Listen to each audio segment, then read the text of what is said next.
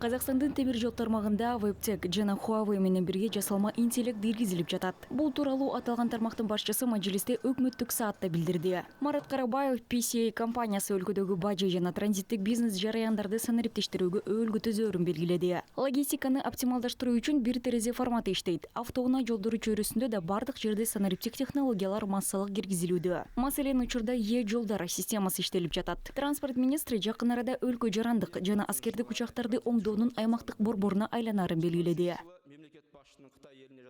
Бүгүнкү таңда перспективалык Бүгүнкү күндө келечектүү мультимодалдык аба хабтарынын бири Актау аэропорту болуп саналат. Анын негизги артыкчылыгы транспорттун бардык түрлөрү үчүн жеткиликтүүлүк жана Европага 3 саатка жакын жерде жайгашуусу. Жүк авиа хабы менен катар EDA, Turkish Technic жана ACFAT түркиялык компаниялары менен биргеликте аэропорттун аймагында участкаларды техникалык тейлөө жана окутуу борборлорун курууну пландаштырууда. Кызмат көрсөтүү борбор өзүнө Казакстандын, Орусиянын жана борбордук Азия өлкөлөрүнүн жарандык жана аскердик учактарын камтыйт. Және аскери учактарын камтыйтын болады. Ошондой эле өлкө деңиз портторунун инфраструктурасын өркүндөтүп жатат. Ошол эле учурда Актау жүк иштетүүчү жайында Кытай компаниясы менен биргеликте контейнердик хабтын курулушу башталды. Мындан тышкары немис, америкалык жана француз инвесторлору менен кошумча 300 000 контейнердик терминалдардын курулушу каралууда. Тышкы терминалдар дагы жаңыланууда. 2025 жылы кошумча Алият портунда, Москвада, Беларуста, Ташкентте кошумча терминалдардын курулушу башталат. Натыйжада башка өлкөлөрдөгү атамекендик терминалдардын кубаттуулугу 5 эсеге өсөт. 2029 жылга